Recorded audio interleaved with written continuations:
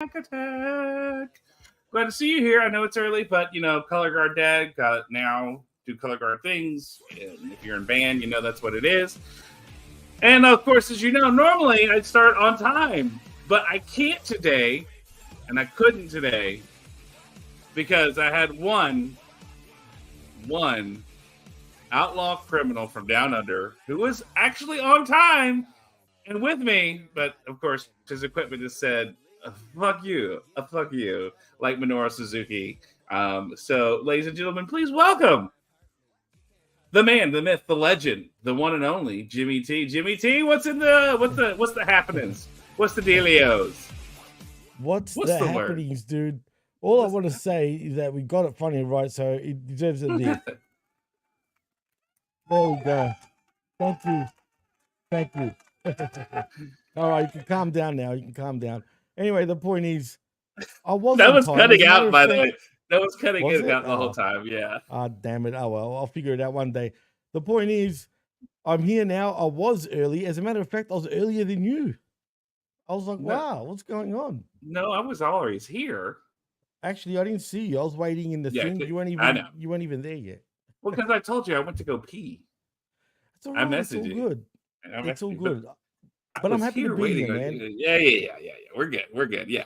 So it's good to be here, man. It feels like forever, even though it's been a week. It feels like forever. God, boy, it was a long week. I'm going to tell you that right now. My week was busy. I can see that. It's good. It's good.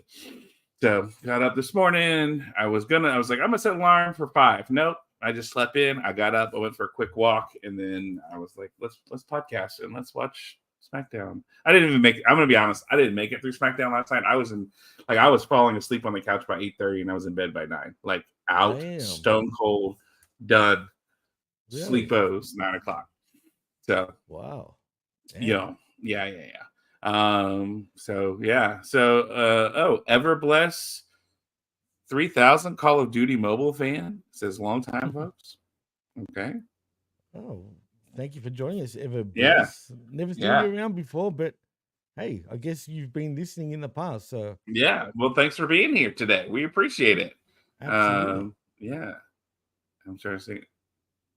So yeah, like this week has been crazy good, but and then next week we've got some stuff, but it's been really, really good stuff. I've been doing a lot of networking and going to some network meetings and stuff and getting a lot of referrals for our office, which is my job, which is great. So, it's interesting because I was kind of on a schedule a little bit, and now I'm having to adjust a little bit more because some of these networking events are like 8:30 in the morning, and they might be like an hour away from my house. So, it's like, okay, how do I do this? And but it's also been nice too because work is only 30 minutes away. Yeah, it's a drive now, but it's not terrible, and it gives me more opportunities to spend time with my girlfriend. So that's been nice.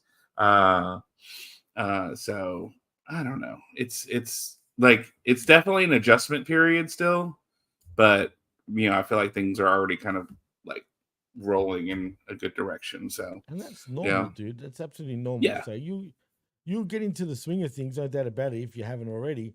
But Everbless, sorry, says in the chat, did you hear about Dolph Ziggler might be WWE bound? Actually, I haven't heard that yet. Yeah, I haven't heard much. I mean, cool, I guess. I mean, he wasn't in WWE. He was in WWE not long ago, so I don't know why they'd be interested in him again. But right, whatever, you had him for 12 or 15 years or something like that. Least, dude, close to 20. Yeah, it was a long time, and then hey, go figure it out. I don't know, that feels like a weird one to me. Why would you bring Dolph back? You let him run around for a year and then. Well, unless they bring him back as TNA champion, right, and to do something cool. Right. Because he is in TNA, right? I don't even know. He's the champ too. I'm pretty sure he's still the champ. I could be wrong, but and would he come back as his because he's not Dolph in TNA, right? He's like Nate Nemeth or Nate. Yeah, that's it. He's using his real name. Yeah, would he come back using his real name into WWE? I was thinking the same thing right now. If he was to come back under the TNA as the TNA champion, right? I guess you got to be, Nick Nemeth, right? But then again, the fans would be like, "Who? What?" You know what I mean? A lot of the people. So I guess you can say both formerly known as Dolph Ziggler and whatnot. You Yeah. know what I mean? Yeah. Nickname But formerly known as Dolph Ziggler. You may know him as Dolph the Ziggler, you know, artiste. the artiste. Yeah. But like, I don't know, like I mean, at this point, it feels like why? You know, I don't really there's care. I don't care if he comes back or not. Like it doesn't. Like I'm indifferent to it pretty much. So yeah. I really am just kind of like I was indifferent to the last night's SmackDown because I tried to watch it and obviously it couldn't keep me awake. And after 2 weeks of a certain format, then they went back to their tried and true, like, let's just paint by numbers like we always do. right. So it is what it is. We'll get into that in a It's minute. unfortunate, man. Yeah. But Jimmy, we usually talk bullshit We before do. we get into the bullshit of SmackDown. I guess maybe I'm tipping my hand on how I thought about SmackDown this week. But you're normally my guy for news and stuff since I don't keep track of wrestling outside of Friday night. So has there anything been going on this week that was like, oh, we probably should talk about that? Well, first of all, we did have the McMahon buy-up. Yeah, which I haven't seen yet still. You haven't seen it yet? Oh, no. I've seen it. Bro, I do have a review on it, though. Do you? Yeah. Yeah, on the PWC network. On the YouTube PWC network. Go check it out. Just type the PWC network on YouTube, and you'll see it was myself and Chris Hams. You made a comeback. And What? yeah. What? You mean, new Canadian border guard Chris Hams himself? Yeah, the new federal. He's a Fed. He's a Fed now, John. He's what we say on the air. Yeah, like he's protecting that Great White North border, sir. At least that's what it looked like from what I saw. So, well, for anyone that doesn't, who hasn't watched it, and if you know a lot about Vince McMahon's history, a lot of this you're already going to know. There was a couple of things that I didn't know about, which kind of surprised me. But nevertheless, the production was, top notch, absolute top notch. It's very well done. They did originally have over 100 hours of literally footage that they couldn't show, and Vince McMahon kind of ratted them out. He kind of took off on them. He actually quit the documentary because of what happened, and that's why apparently it was cut short. So yeah, go check that out if you haven't. If you want to hear our review, go check it out, the PWC Network on YouTube with myself and Chris Hams. There you go. But in other news, wait, real quick though. You said there was one. There was a few things you didn't know. Give us a teaser. What's one thing that you didn't know that you were like, oh, I didn't know that. Well, Mushnick. Have you heard of Mushnick at all? No. Mushnick is basically the guy that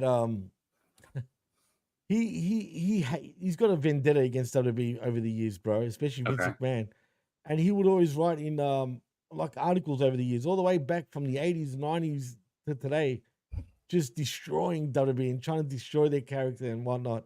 Bill Mushnick is his name, and he writes for New York Times, all sorts of newspapers. Anyway, he came out and said that he was an FBI informant. Yeah, which is shocking to me. I'm like, what? Like, this guy was a rat all along, you know what I mean? So it made sense with all the articles, because really that was the government talking through him, if that makes any sense. Okay. But yeah, that kind of caught me off guard. And you know what else? Shane McMahon's and Vince's sort of the way they bond, dude, the way they are together, and I find that interesting. But even I already know all about most of that stuff, but still it's very interesting to see. But also Vince McMahon claims that he's nothing like his persona on television. But everybody else says he'll tell you otherwise, but he's very much like his persona. I find that interesting too, because I actually believe everybody else than what Vince says. And when they said that back to Vince, he kind of scoffed. He's like, that's not right, pal. You know how you could tell when Vince McMahon is lying, Jimmy? How? His lips are moving. Nice. That's true. Yeah, so I mean, it's interesting. I may pick it up, I may watch it. I just, I have a, like, really, it's like when I get home, it's like, okay, so I go down YouTube rabbit holes because, like, I'm also completist and I hate having things like on my YouTube watch list like that I haven't watched yet, so it drives me up the wall. So I might just sit I've and got watch so much of YouTube, that, bro. like, and then, or like videos I have saved, and it's like, ugh, like I want to watch this, but so like I'm a completist, but I don't want it to sit. So I'm like, I'm not letting this roll over to the next day. And there's some channels where it's like I at least look and see, it's like, no, I don't want to watch it. And there's some that are like, okay, I gotta watch this one. And so I might watch it, or if like I don't feel like it's gonna be too late, I mean, just save it for later. And then I'm okay with it a little bit. But if it's timely stuff, like, okay, I need to watch it, like whatever, I'll do that. But it's not normally the case for me. But like the only thing I do know, news wise, Jimmy, was that Jey Uso won the Intercontinental Championship against Braun Breaker, and there's all kinds of conspiracies. Some say it's Triple H punishing Braun Breaker because of his backstage whatever, and then Rikishi isn't happy about it, even though Rikishi wasn't happy about all kinds of like, bro. Rikishi. It feels like he's gotten to be like a real grumpy old man, like a real. I'm starting to think, is he jealous of his kid? Maybe, like, I don't know. What else am I supposed to think when he does this shit, bro? Right. First, they're not doing enough with him, and now it's like he wins the title, and he's like, "Well, it should have been a bigger stage." Oh, get fucked. Like, first of all, it was in his home state of California, right? Yeah. What better place to actually, pull the trigger than California, right? It doesn't matter if it happened on Raw or on a PLE, okay? It's still a big stage regardless, all right? I don't care what anyone says. You know what I mean? I hate how people get upset over that. I mean, we used to get title friggin' matches on Raw and SmackDown many years ago, you know what I mean? And now they're starting to do that again slightly, very slowly. Like, for example, next week we're having a tag team title match in a ladder match, a 3-way ladder match on SmackDown, which is awesome, right? The day before the pay-per-view, I have no idea why they would do that, but I'm not complaining. So, Rikishi, shut the fuck up, please. Yeah. Crying out loud. Yeah. Stop giving your son heat. I mean, did you see Jey Uso? He was crying, dude, legit. It's like, I don't know. This is where, like, I struggle with, like, it, I guess, because, like, I'm not that dad, right? Like, I told Jacob, play sports, do whatever you want. I had my time. I had fun. I enjoyed it. I don't need you to relive my glory days. I can remember some of it and most of it, and like, some parents are like that, dude. It annoys the fuck out of me. Like, I coached for a little bit. I watched, I go to games and watch parents behave and act and, everything like that. Like, I'm doing it just to fuck around with people. Like, I'm having a fun old time. Like, and I know some of the umpires and everything. I know they're doing their best. So, like, I would say random shit sometimes just for funsies to give them a hard time because I know them. And, so like, hey, I'll take you out for steaks later because that was a great call. Appreciate it. Like, when it was a bad call that went for us or whatever, all right, I'll get that steak dinner, I don't know, but like, this feels like it, and this is where I struggle because it's like, hey, Rikishi, your kid is getting a push right now. Like, and he did it on his own, right? Like, let's be honest, right? Like, I mean, he kind of self got over. And kind of like you did with Too Cool, like, but you had to glob on with Too Cool, but like you kind of like you were super popular because of all that, with the stink face and that ass and all that, and your kid's doing his own thing, and it's like, why are you hating? It feels like he's hating on his kid, like it really does. That's what I'm saying. Is he jealous, man?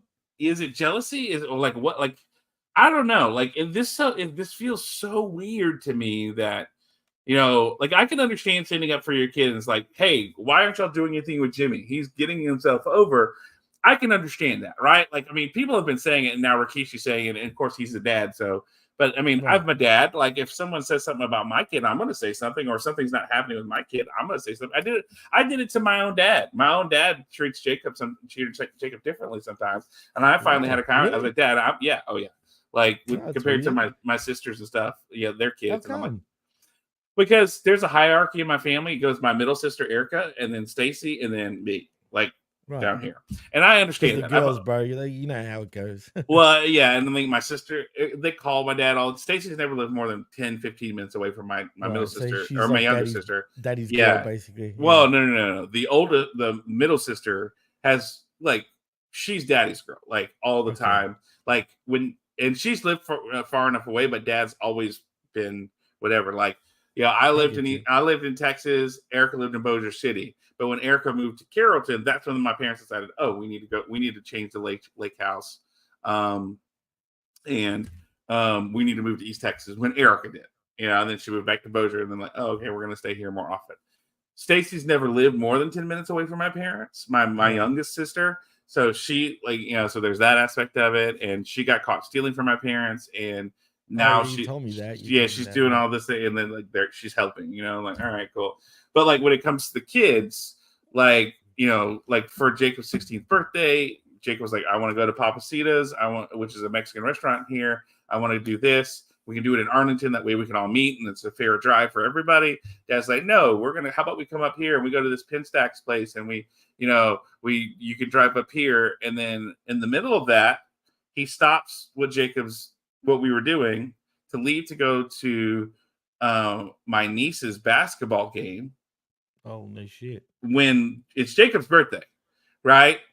Stops what he's doing to go to Jacob's, and then like now he wants to go to Papacitas. Well, Dad doesn't want to wait 30 minutes to go get a table at Papacitas because my nephews, Graham and Carter, have a test on Monday. It's Saturday night. He's like, oh, they can't be out too late. I say, Dad, it's Saturday night. And he goes, they have a test on Monday.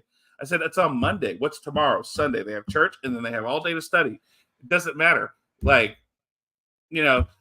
so I like last year, I had a conversation with my dad, and I was like, look, if I'm tired of the way you treat Jacob. Jacob doesn't want to see you. Jacob doesn't want to go over. He complains about it because you don't treat him the same. Like, and whenever he wants to come over, you always have to grab another cousin. You can't just have alone time with Jacob. That's what he wants. He wants to spend time with you and Mom. That's not what he's doing. And it's my dad. My mom is a lot better about treating everybody the same.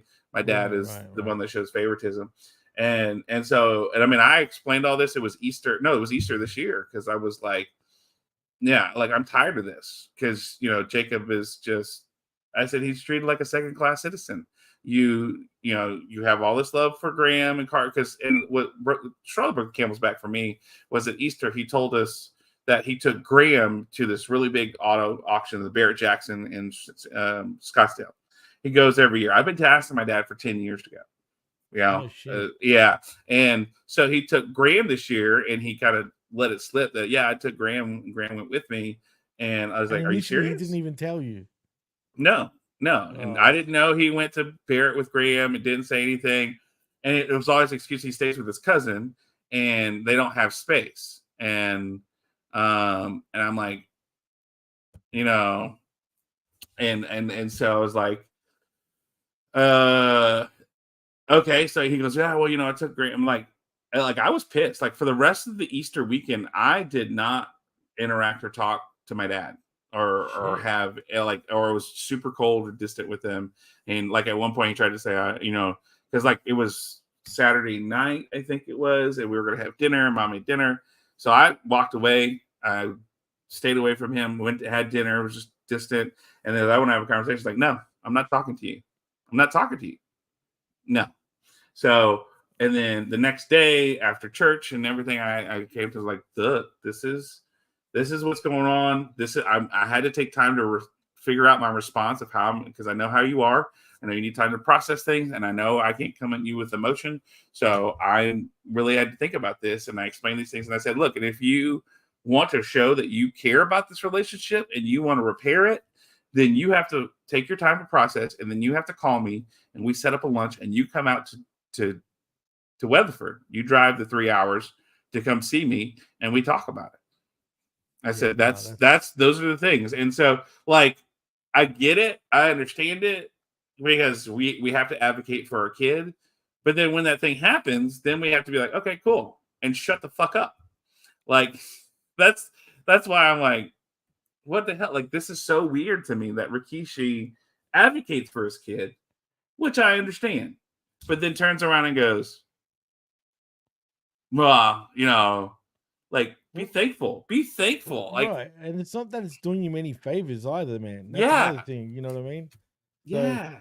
And I was just laughing at Mike Martin's comment saying this is like Dr. Phil and The View combined. Yeah. That made me Hey, laugh. hey, Mike. Fuck. No, we're not the fucking View. So, but Well, hey, it's up to get your Aaron Ben life Shlomo. right. Get your life right, Jimmy. Tell that roadcaster to stop being a bitch. I think I got it working good now, man, because you're the only one that's actually done proper testing before we went off the air, because usually we're rushing. I'm talking about with everyone else. There's no time to do it, you know? But Yeah. also shout outs to Todd Brantley. Thank you for joining us. And Yeah. he seems pretty pissed off, it seems. Yeah. He's been that way the last few weeks. Yeah, saying about the McMahon, Doc, Russo hypocrisy or HMG hypocrisy and stupidity. Take your pick. I know what he's referring to, by the way, but it is what it is, Todd. You just got to like put up with the bullshit, bro. You know what I mean? Yeah. It's just, it is what it is. And You know, Aaron Ben everyone's different. Shlomo's been here. Aaron's in the chat. Mike, yeah. No, it's not like that drama's already taken care of. It's just more relating the thing to the thing. So Right, everything's but good I get now. what he's coming from, where he's coming from. But Yeah. also VIP Joss Max. Who's that? I don't know. What's up, bro? Good to meet you. It looks like it's coming through whatever YouTube account you linked. It has an eye on it. That's coming from my YouTube account, as in the PWC. Okay. Wow, that's interesting. It has an eye though. Why does it have an eye and not a P? Sorry, what do you mean? So like when I look at it, it says the PWC network. Like when I clicked on it to see what it is, but instead of like HMG or like my Twitch logo or whatever, because I guess you don't have a logo, it just has an eye. No, I've got a logo. Yeah, well, it just shows an eye on the link. Like, look, at the top. If I comment, watch this. Okay. Hi, John. You're probably the only one that will be able to see it. That's coming from the PWC. Can you see the logo now? Yeah, I see it now. But like up top, you know how when you have like it shows you like the edit button and then it shows you what channels are linked. Oh yeah. On that one, that just shows it as an eye in a gray in a gray circle. Yeah, it's weird. Well, for me, it actually says PWC. I don't know. That's weird. That is real weird. Yeah. But like we were saying, the point is, Rikishi, shut the fuck up, sit the fuck down. Yeah. You know what I mean? Yeah. Let your son do his thing. You had your chance, and that's that. Before we move on, John, there's a bit of other news. Okay, let's talk. Oh god, this is a bit ridiculous. But first of all, AEW seems to have signed a deal with Fox. Yeah. I don't know if you've heard this, but they've got a new show coming up. Supposedly. What's it called again? Oh man, I forgot what it's called. Something stupid. Someone in the chat, Todd, you know this, I'm pretty sure, man. Really, Aaron? You need me to raise the volume of my mic? I sound pretty loud, bro. Do I sound low? No, I don't think so. I don't think so either. Okay, so I'm seeing news that's saying that Swerve Strickland is confirming, but like it's Swerve. It's not. No, it's AEW though. Like, right. He's confirming that he's saying that AEW is going to be joining. Like everything that I'm seeing. They probably told him to break the news, you know what I mean? But there's a show coming out.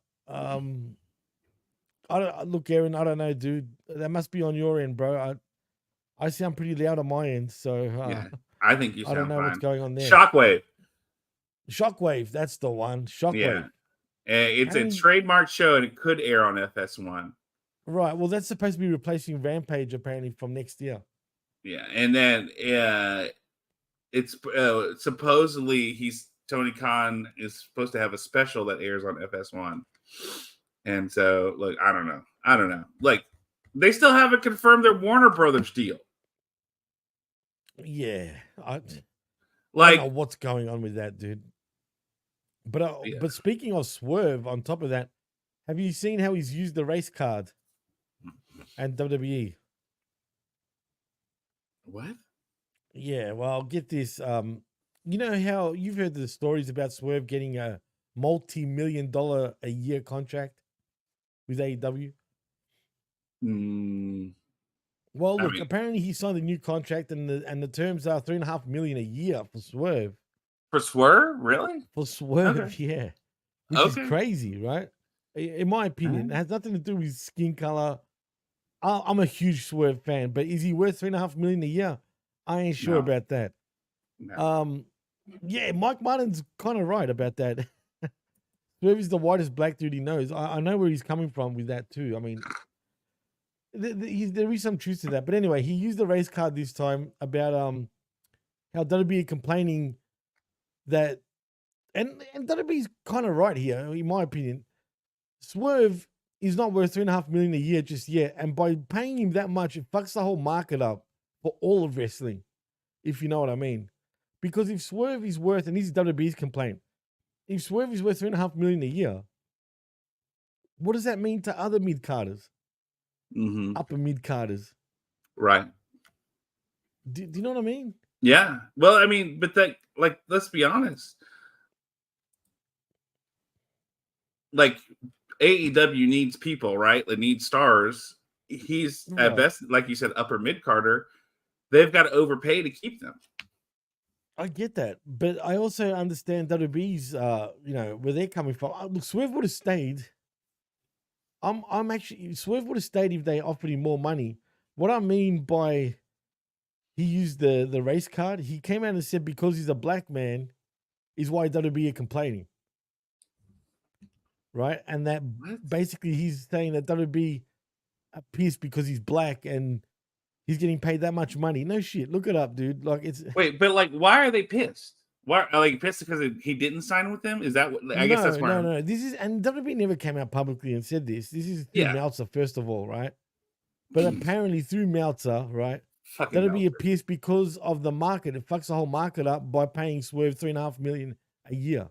Well, yeah. Because they Look at the feel- Dallas Cowboys. Do you think they're pissed they're Right. having to play that shit ton of money for Dak Prescott and CeeDee Lamb, and look at the shit that they're producing? Like, yeah, I get it, but also at the same time too, Tony Khan is stupid fuck money, and yeah, if he wants to overpay for upper level mid carder, he's going to do it because he doesn't want him to go to WWE because he doesn't have any stars. Swerve is a star, and Tony's going to go, well, fuck, I need to keep him. So hey, here's $3 million a year. Is he worth didn't have it? to go that high, bro. Yeah, I know he didn't, but that's the whole point. To keep him, that is. Tony's a fucking idiot. I mean, he's an idiot. I'm sorry.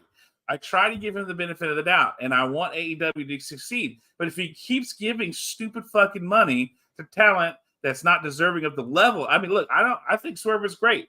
I feel like Swerve. Swerve's one of my favorites, dude. Yeah, He's good. $million a year. He's not worth $3.5 million a year. Like, I could say $1 million. Yeah, okay, maybe $1 million. I'd give it that. But $3.5 million, like a year? No, not worth it. And so, I just think I don't know. But that's the whole point. Tony can money whip him money whip stuff because he owns the company. It's his money. WWE, publicly traded company now. They have to justify everything to investors, for sale and everything along those lines. So there is that advantage to Tony that he is financially more independent than WWE because you don't have to answer to board and investors and things along those lines. So I get it, but yeah, it fucks up the market.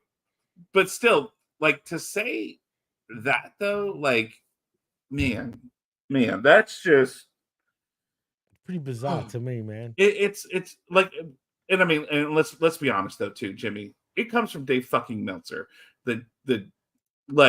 He's the human toilet bowl when it comes to repeating shit. Like, you can tell him all kinds of shit, and he's gonna put it out there. Like, he doesn't check sources, Meltzer was on the McMahon documentary the whole time, the whole way through. Shocker. Put it this way: Vince McMahon would have to greenlight that shit initially. Because it was about himself. Right, but then they said, never mind. No, Vince is not in charge of this. So, Hence, Initially he was, but then all well, the bullshit happened. but from my understanding was he wasn't in, like, it wasn't his production. Like he allowed the cameras to be there, but he wasn't involved in far as the creative and the storytelling. No, but he did have a bit of creative in it. But That's- but basically he quit though. Like there was supposed to be more, and then he quit, and that's why it was. It kind of ended kind of abruptly, dude. If you see it, but they explain themselves why. Yeah, Dark Side. Good to see you, Dark Side. It's been a minute. This is the way the Jaguars are playing. Tony better make some money room. Make some money room to have Trevor Lawrence contract to AEW. That way he's playing the NFL right now. Yeah, I don't blame you. That one gets a star. I like that one. And Todd also, Hotline Todd's one you might not think is worth it, but good on him for getting that bag. Absolutely has nothing to do with that. Yeah. No, I'm not shitting on Swerve for getting the money. Like if someone says that's good on him, man. I think suck shit AEW for paying him that much. Yeah, I think you and I talked about like with this whole live thing and Saudi Arabia, and they say, hey, here's like $20 million to do a podcast for us and make us look great. You and I would be like, fuck yeah. Hell yeah. Like I would do that in a minute. I don't care. I mean, it's not on him. Absolutely, he won big time by getting paid. Absolutely, I'm down with that. The joke's on AEW. Yeah, so he didn't have to come out and use the race card about why he's getting paid that much. Right. Yeah. That's my problem. You know what I mean? He could have just shut up and just laugh about it. Yeah. But for whatever reason, he's using the race card to point out that WWE is jealous, and they fucked it up from 2 years ago with him. They had him 2 years ago. This is what he said verbatim. You had me 2 years ago. You fucked it up, and here we are. Yeah, but yeah, exactly, Todd. Don't sell for the marks, bro. Yeah, exactly. Like Ben always says. But hey, speaking of should have kept their mouth shut and shut the fuck up and enjoy it, was Vince McMahon. Like, did you see his tweet about the documentary? It's like, sorry, like exactly, Vince, shut the fuck up. You didn't need to say anything. He exaggerated it bad, dude. It wasn't it made him look so fucking stupid to see the statement that he put out. Like, Vince, you didn't have to say shit. Like, you're already under SEC investigation. And as soon as that's done, you have a civil suit to take care of. Like, you are fucked. You have a shit ton of money. Shut the fuck up. Don't say anything. Yeah, this thing came out. Just let it be. You did not have to say anything because it makes you look like a stupid old man at this point. Nope. Done. Like, plus he exaggerated big time. Oh yeah. Like, yeah. You know what I mean? Like, I don't understand when he said that. It made me more intrigued to watch it. Funny enough. Yeah. Right. But he didn't have to even come out with a statement, dude. He said, keep an open minded, keep open minded. I think, WWE did try, apparently Vince did try to buy back the documentary, That's I heard that. Yeah, I heard that. So he could bury it. Yeah, so I mean that's interesting that if true, you know what I mean. But it wasn't. Yeah, it did paint him bad, but it didn't at the same time. It's like I said, a lot of the shit already about. Yeah. Here's my question, Jimmy. How many like were like the prosecution lawyers sitting there with their notepads going, like, right? Like, it's kind of like, yeah. And I mean, the thing that I find interesting is this, right? Like, okay. Even Vince did this, and Bruce Pritchard was not happy with the documentary. Well, I don't imagine he was. He's Vince's buddy. He was on there the whole freaking show he was on. He got paid for that. But here's my question, right, Jimmy? So it's a Netflix documentary. Netflix released it, but Netflix also gets WWE coming in January 2025. Here's the reason. Here's my thought, right? WWE, Vince McMahon documentary, partnership with Netflix. Do you think this was done so it could show that, hey, we are distancing ourselves from WWE? Like, or we're distancing ourselves from Vince McMahon? Like, WWE continue to allow it, or Netflix and talk to Netflix, say, yeah, go ahead and do this. This gives us an opportunity to say, yes, we're separating ourselves even further from Vince McMahon. Or do you think Netflix did this anyway, despite WWE saying, hey, man, this might not necessarily put us in a great light? But like, look, if I don't know, it was already done. It was done for 2021. So I know it was done, but regardless, it was too late. Regardless of how WWE felt, it was gonna happen. It was already done. It was already signed off. Do you know what I mean? So right, but that's what I'm saying. Netflix, like we've seen it. Warner Brothers killed the Batgirl movie that was, or whatever movie that was done and dusted and everything. It was finished. It was shot, filmed, and everything, and they canned it. So like, it's not like Netflix couldn't have done it and went to WWE and said, "Hey, look, I know we're going to start showing and be partners. So what do you want us to do?" But I mean, here's the other thing about it, Jimmy. How many wrestling fans have gone to Netflix and watched this thing? I think the numbers will be pretty huge. Right. And non-wrestling fans, and then they hear, "Oh yeah, by the way, WWE's coming in January." Like, could this be a primer for that? Like, could it, one, get wrestling fans over, but two, other people who like, I didn't know this is what wrestling was like, or WWE. Maybe I want to watch January when it comes around. I think it was always meant to be a bit of a primer, but then all that shit happened. You know what I mean? And they had to touch on it. And believe me, they don't really touch on it like they should have. Put it that way. You know what I mean? I was a bit disappointed, when it came to that. They should have touched the way they were promoting it just the last few weeks. You thought they were going to really go in on it. You know what I mean? But yeah. No.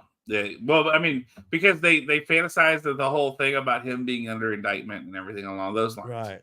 And I was saying that too, right? Yeah. Yeah, exactly. And that's the reason why people and they brought all that back up to get people to come watch, because it's like, oh look, maybe you'll find out some more dirty secrets, and it's stuff we already knew. But let's be honest. If you just know Vince McMahon from the trials and everything, there was a lot of new stuff that maybe you didn't know if you're not a huge wrestling fan, didn't know who he was or anything along those lines. So to me, this is fascinating, right? Because you and I, we grew up with Vince McMahon. We knew Vince McMahon as an announcer. Then he became Mr. McMahon. He became all these things, he's and like we the heard all this person stuff. I've known. I've known him longer. Other than my parents, I've known him the longest, bro. Growing up, think about that for a minute. Yeah. No, you're right. But like, isn't that crazy? Like, I know all about him and his family, but he doesn't have a clue who the fuck I am. Like, right. Do you know what I'm trying to say? Like, yeah, it's bizarre, bro. When I really think about it, I grew up with that family, dude. Like, from 3 years old. Yeah. You know what I mean? And it's crazy. And I feel like I know all about this family at this point. And there's not much you can tell me that I don't really know already about, Vince and his family. It's just crazy that we know this shit. You know what I mean? Yeah. The interesting things, I think, I always knew that him and Shane's relationship was very contentious but let's be honest, that was because look at him and his dad's relationship, right? Right. Like, it was a very go deep into that. Like getting shipped Apparently off. His mom used to fucking molest him, dude. There was incest shit going on. Yeah. Okay. Yeah. No. What also surprised me is what he said about Undertaker and him losing the streak match. Oh, really? Yeah. Pretty interesting what he said there. Well, I remember, like, which makes more sense because of the whole Stephanie, like, because supposedly there was a storyline about an incest storyline with him and Stephanie, or Stephanie and Shane, or something like that. They talk about that too. Okay. So they touch on that. And I mean, like his contentious relationship with Shane, and like, do they talk about deep into that? Do they talk about like Shane leaving? Oh, like, yeah. Okay. Okay. It's actually pretty sad. Actually, this that's probably one of the highlights. Actually. Oh, really? Is the Shane Vince relationship? Okay. So even for that alone, you should watch it. You know what I mean? Even though we've already heard a lot of the rumors were true. Put it that way. But dude. And Todd, what did you hear about from Ben? Are you talking about what I'm talking about? The Shane Vince relationship? It's hectic, man. You gotta check that out, man.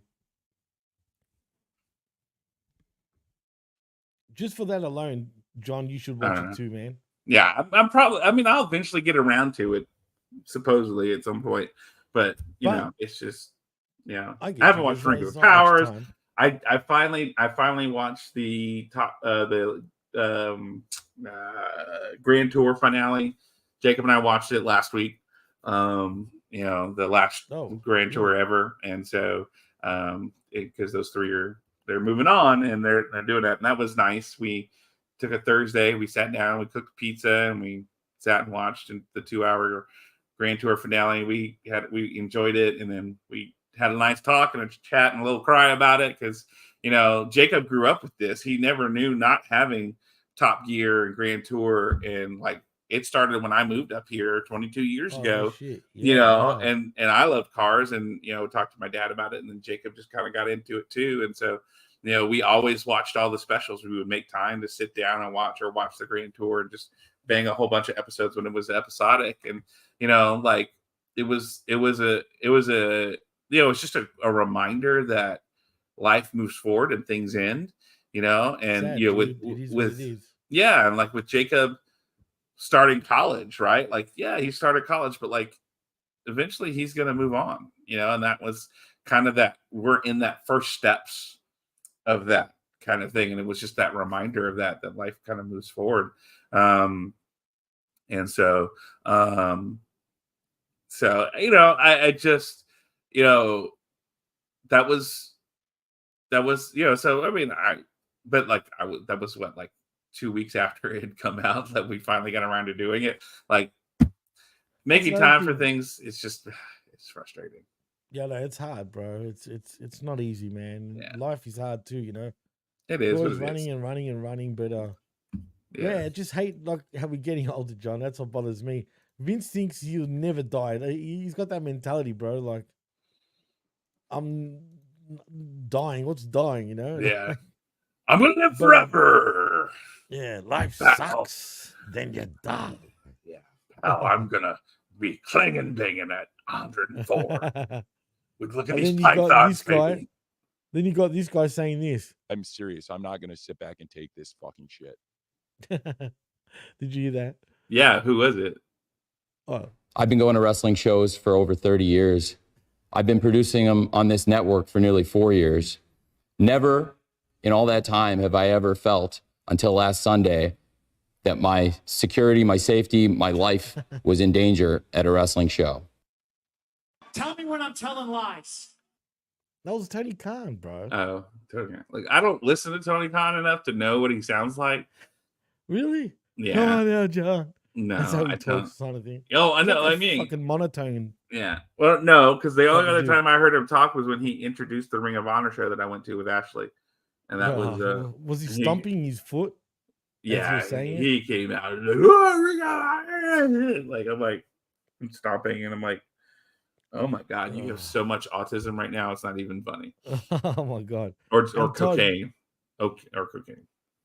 Todd, yeah, I knew he got molested from his stepdad, but I didn't know his mum was screwing him too. But I mean, Jesus.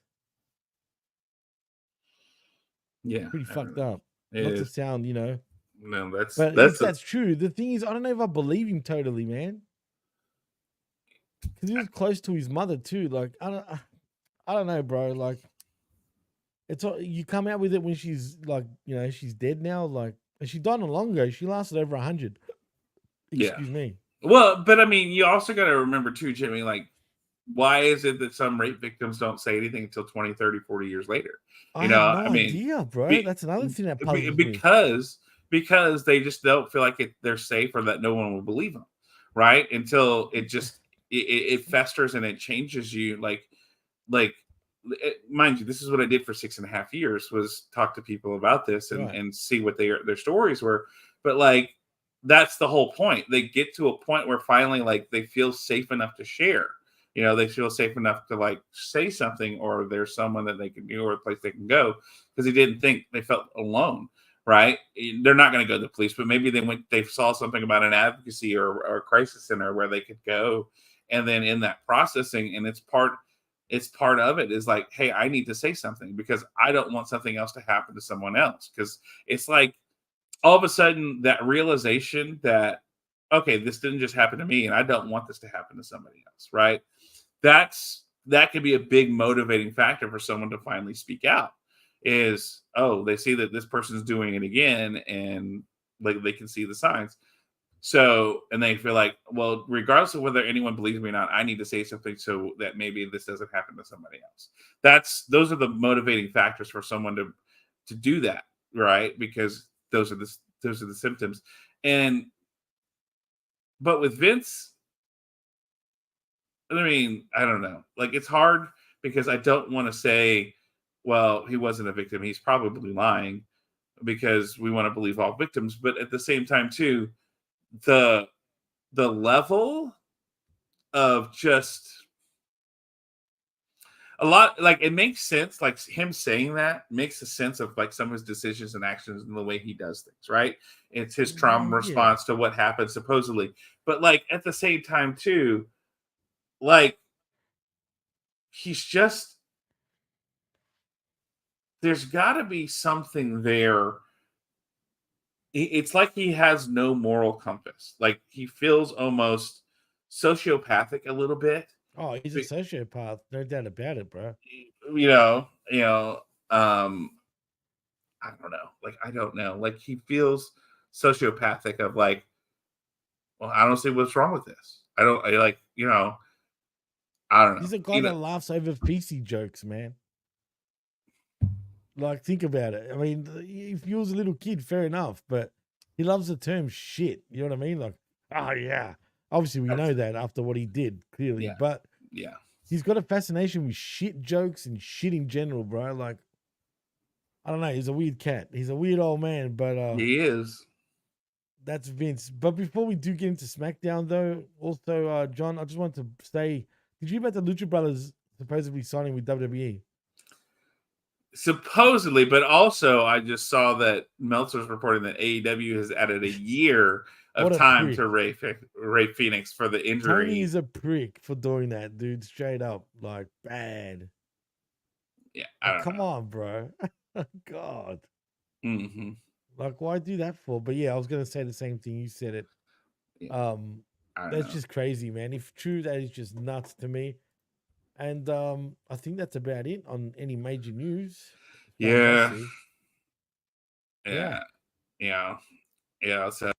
I don't know. Like, contracts are weird. We know we don't have NDAs anymore because they're supposedly not a thing, according to the government. But again, like, is this Tony wanting to hang on? Like, do you feel like the Lucha Brothers are like a upper card, like top of the card talent? If you asked me this about 4 years ago, I would have said yes. 4 to 5 years ago. If you asked me that, I would have said yes. Now, absolutely not. Yeah. I don't agree. I don't disagree. I'm sorry. I don't disagree. I would say a few years ago when they were hot, maybe upper card, like knocking on that top card. But that was like, definitely a big deal and getting spoken about 5 years ago, bro. Mm-hmm. Absolutely. 5 to 6 years ago, that was a thing, man. And they were grinding too. AEW brought them straight back down to earth, dude. Well, and I mean, they didn't help themselves with all the stupid shit that they do to get hurt all the time. Not like that, they were like a Mickey Mouse friggin' tag team in AEW compared to Lucha Underground and TNA. Yeah. Yeah, but like, I don't know. I don't know. Like, but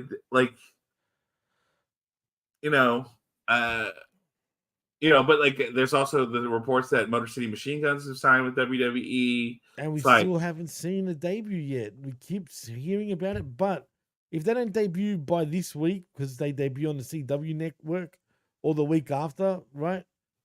Then that's all bullshit. I don't know. Like, to me, it's like they're 40. Why would you sign them now? Right. Like, what do they bring? What do they bring to the table? Unless you're just like, I need tag teams, so we need to fill out a roster. Detroit, bro. Even though it's up here, isn't it? But no, you're right. It's like right there. I don't know. It's fucking Detroit. it's Michigan. Nobody gives a shit about Michigan. They used to, not anymore. Yeah. So, so Lucha Brothers, Motor City Machine Guns, but like, yeah, what do these do? They don't move a needle for me. Either of these teams don't move a needle. No, they don't. I think the Lucha Brothers would be a good addition for WWE. As far as the Motor City Machine Guns, they're just gonna be an NXT act, bro. Nothing more, nothing less. Yeah, that's fine, which is fine, I guess. So I don't know. All right. Well, yeah, there was not much else I could really think about that was going No. on. So all right. Well, I guess we should talk SmackDown now.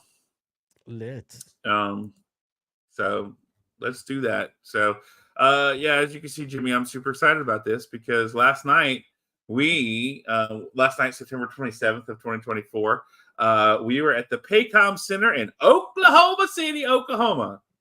So what's that song? That ain't no something in Oklahoma. Blackwood train. So we had Michael Cole and Corey Graves on commentary. I know we've talked about it a few times, but like, I just feel like this isn't working for me. Michael Cole and Corey Graves on commentary. I thought they were fine on this show It's- anyway. I mean, But I'm like, not complaining. it's a step down compared to what we had with Corey and Wade and then Michael and everything else. Like, I think more. I don't want to call it a step down, but more it was different. You know what I mean? It was fresh. yeah. But I'm not. But I mean different as well. I mean, now I feel like they've both know their roles again. Like Graves has gone back, has slotted straight back into that color role, like comfortably compared to initially when they first switched. It felt like they were both kind of over each other, but now he's slotted perfectly in again. I guess, but like, he's not a heel, you know, because you can't do color. I mean, you can't do play-by-play and be a heel. Let's be honest, right? It just doesn't work. You can. I mean, look at Jerry the King Lawler. He was perfect at that. But he was a color guy. He wasn't play-by-play. That's what I'm saying. No, that's Corey right. transitioned to a play-by-play. So then how do you transition back to a heel after you've been kind of brought in as that play-by-play guy? Be a heel. He's not really trying to be a heel right now. So yeah. I know that. You know what I'm saying? But like, but then it's like, okay, how do we show personality if you're not going to be a heel? You know? So I like, think they'll fine, bro, for now. Like I said, like it's nothing majorly off about it or anything like that, you know? Yeah, I guess. I don't know. Like, I enjoyed him and Wade, like Corey and Wade being and Wade being that Bobby the Brain Heenan kind of heel, a color guy. Yeah. Well, and Corey just being play-by-play with the occasional, like, you know, gorilla, like, would you stop it? Like, kind of thing. It like I really liked Corey like that. Like, to me, it gave him a sense of personality while doing the job and letting Wade carry the bulk of the emotional aspect, which I feel like that's where, when he was a color guy, it was a real miss. It was just a real miss. I mean, we talked about it all the time, Jimmy, about how him on color just didn't work. He was not good, and we didn't like it. And this is a good transition. I don't know. I'm going to give it some more time. I know they did it because of transitions and everything else, but but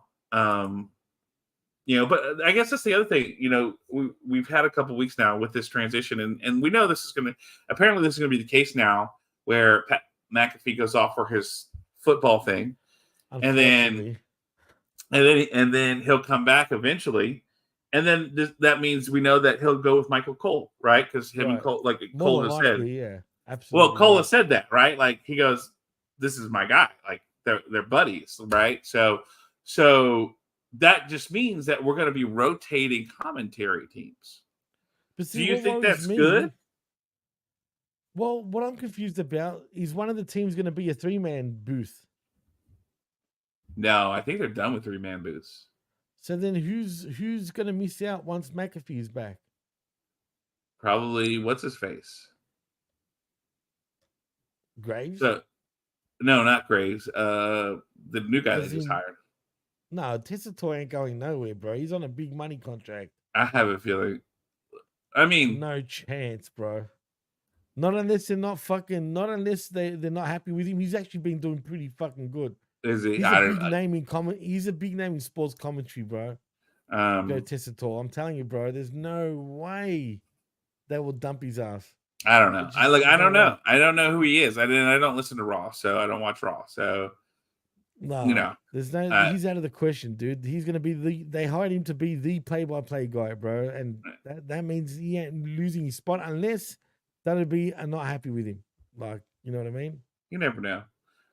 But like, he's done pretty good so far, though. I'll say that. but let's be honest, there's no way they're going to put Pat McAfee and Corey Graves on the same show with Michael Cole. It's going to be Michael Cole and Pat, and that's I can it. see that because when they do 3-man teams on PLEs, it is that. It's them three. Is it? Okay. Yeah, See, again, I don't watch. I don't pay attention to PLEs either. Obviously. Well, yeah. You So, know what I mean? But Tessitore, yeah, no way. There's no way. I could see maybe they move Corey with Wade and Tessitore. You know, I could see that. I think they'll keep him with Cole and fucking and McAfee once he's back. That's my opinion anyway. Yeah. Well, all right. Well, look, it's whatever. I just find it interesting the rotating, like, you know, set of commentary and how things change.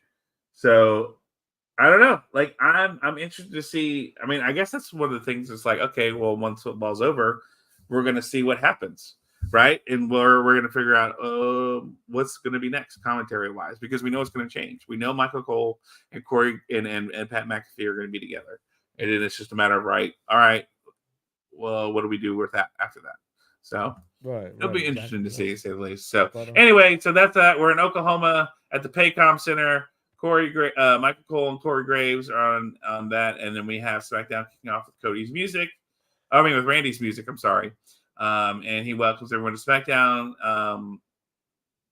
He says he can count on the people that he can trust on one hand, but Cody Rhodes is one of those people that he can trust, and basically he wants to know why Cody agreed to team with Roman on Bad Blood.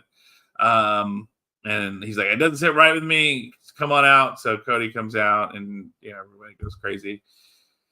Talkie. Out comes Kevin Owens. Blah blah blah blah. Then comes Solo, and hey, y'all are all here. I can just beat you all up in one thing. Cool. And he's like, hey, we're gonna have a tag match tonight. And Cody's like, yeah, no. And he goes, no. You have your thing with Roman at Bad Blood. It's gonna be me and Randy versus Solo and Jacob Fatu. We're gonna take them out. Okay, cool. And so we get that, and I don't know.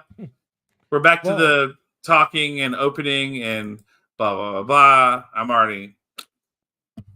Basically, there was tension between Kevin Owens and Cody. What you forgot to mention just now is that supposedly Kevin Owens challenged the new bloodline, and I'm talking about Jacob Fatu and Solo Sikoa, this guy yawning, to a tag team main event match. But he also said, and I'm talking about Kevin Owens, for Cody to butt his ass on out of that match, doesn't want him interfering, nothing.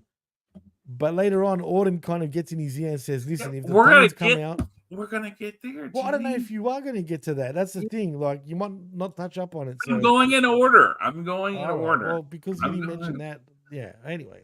Well, yeah, I mean, but the tension's already, because, I mean, that was left over from last week. He was already there. And, like, that's what I'm saying. He's like, no. Like, because there was that tension when he said, no, this isn't you, Cody. Like, we got this. You have your thing with her. And the way he said it, you have your thing with Roman. So we're going to do this. This is us. You stay out. Like, I mean, it was a tension moment. I know I probably didn't communicate that super clearly, but like, yeah. You didn't know. Whatever. Like, again, I'm so over this long talking segment start of the show thing. And when we had, I mean, granted, week 1, we were on a new network. So, hey, it's a world championship cage match. Still cage match. Cool. Last week, okay, we have the U.S. championship match. Cool. To start. Great. Like, very little talky, few highlights, and in we go. Cool. I'm down for that.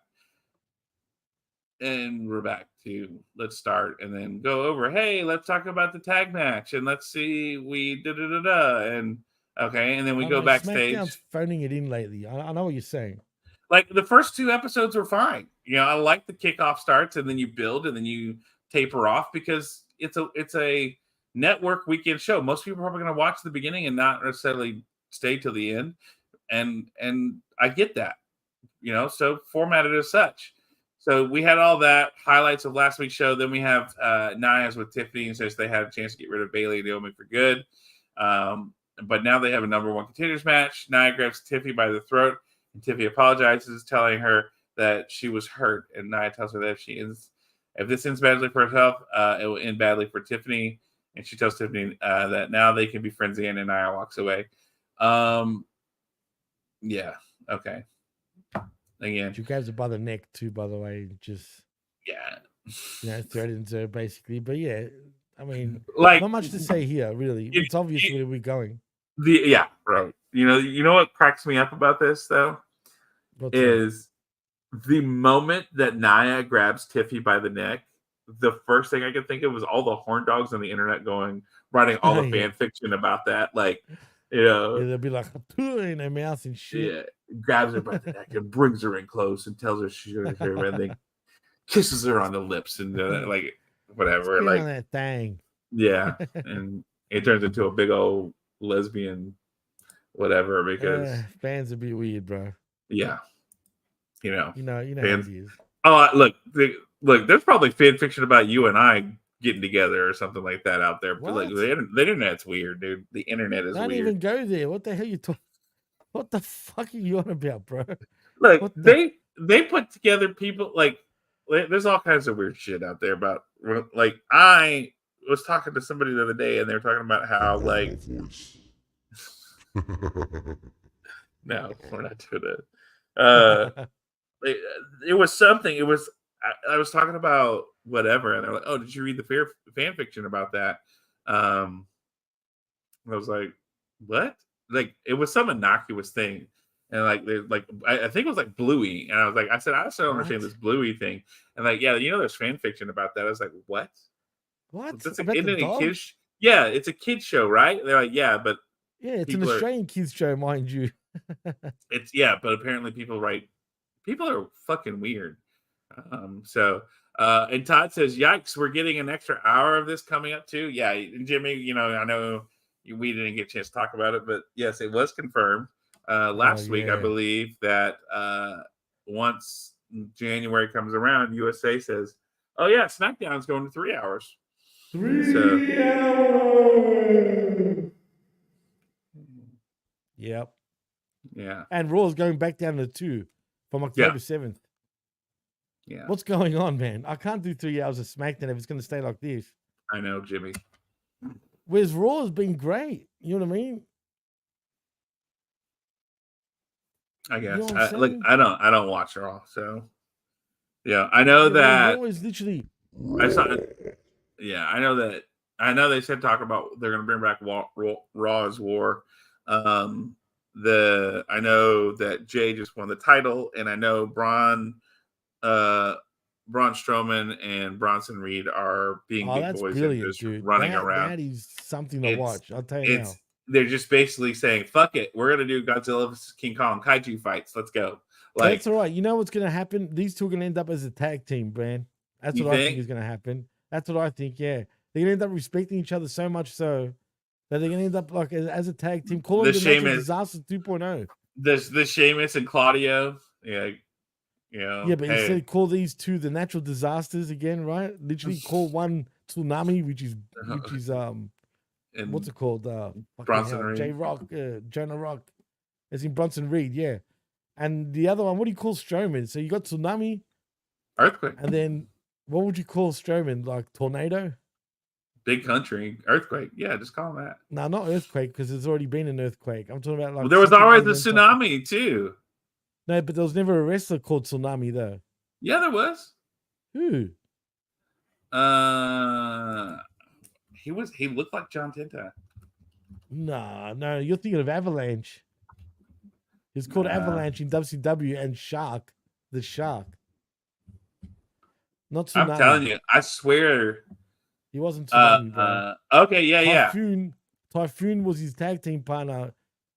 It says Steve Monelli, May 22, 1986, is an American professional wrestler known as Tsunami. He was a jobber. I've never heard of him in my Yeah. life, bro. That's irrelevant. Yeah, and a Mexican professional. Okay, so yeah. Come on. I'm talking about mainstream wrestling here now, yeah? Yeah. So, which is weird. You figured that a big boy, would have been a Tsunami. So, Well, Bronson Reed, dude, he could be the first Tsunami. Don't be surprised if they do that, dude. I'm telling Well, you. he now, I already just feel has like the that's where we're move. going. Right. You might as well. That's what I'm saying. You might as well. If they start attacking, they won't do it. Typhoon is not Tsunami, Aaron. Typhoon Maybe. He's Oh, someone else. I was thinking Typhoon. That's what I was thinking of. I know, but we've already had a typhoon. I'm saying someone. The natural disasters. The original one was earthquake and typhoon. I'm talking about a new version, like Todd says, 2.0. That's why I said tsunami and someone else, like another name, tsunami and tornado or something. Yeah.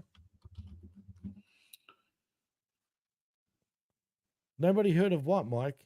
I don't know what you're talking about. Well, like here's the thing though, like tornado implies like flying in the air. Tsunami, I get with Bronson because he has the move and everything along those lines.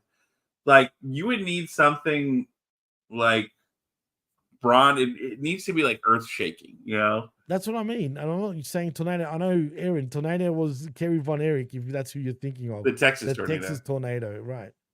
But that's not even his thing. That was never his real nickname. That's only in WWE. But I'm not saying to use the name Tornado. I wouldn't use that. I'm saying something along those natural disaster name lines, if you know what I mean. Yeah. I don't know. Like now that you say that, I've been thinking about it. I'm kind of stuck. Like I know it needs to be something like I mean, Rumble is stupid, but like something like that. Like it would need to be, you know, you can't use hurricane because we've already had a hurricane, right? So yeah, it's you got to think about it, man. Tropical fucking something. I don't know. You got to like something. But he's also country and like from the mountains, so like rock slide, landslide, like that. Even the nuclear disasters. I like that actually, Mike. Yeah, that's actually not bad. I actually like that. The nuclear disasters. One is fucking what do you call like a generator? What do you call it, man? Like something nuclear. You call one like this and then the other one that. You know what I mean? But one has to be tsunami, but yeah, probably so. Only because it makes total sense for Bronson Reed to be called tsunami. And I'm not saying they're gonna do this, Aaron. If they do this, though, they've been listening to our show. I'm telling you now. I've been saying this for the last 2 weeks. Meltdown is all right too, but meltdown of what? I don't know. But yeah, I mean, I like nuclear disasters better though. I actually like that name. Yeah, well, the other one, Fukushima. You can go, that's probably offensive though, Canada Spaceman, to say that though. It's insensitive, but something like that.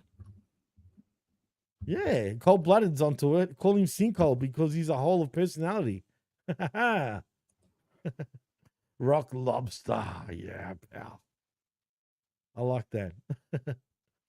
We're coming along something, man. I like how the chat's getting into this, but I'm starting to like some of your all you guys are coming up with some good names actually. So keep it going. I like this. Yeah. So I mean, but like it's definitely interesting to say the least, you know. But that's on Raw. We're talking SmackDown. Yeah, I know. Like, but I don't know. Anyway, we have commercial break. Yeah, that's me and Ray.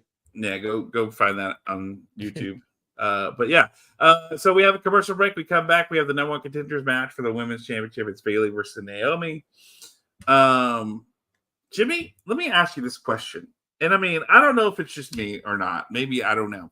But like I've been watching Naomi, you know, since she's been back, and it feels like every time she's outside of WWE, she's really, really good. Mm-hmm. When she's in WWE, I feel like it's not so good.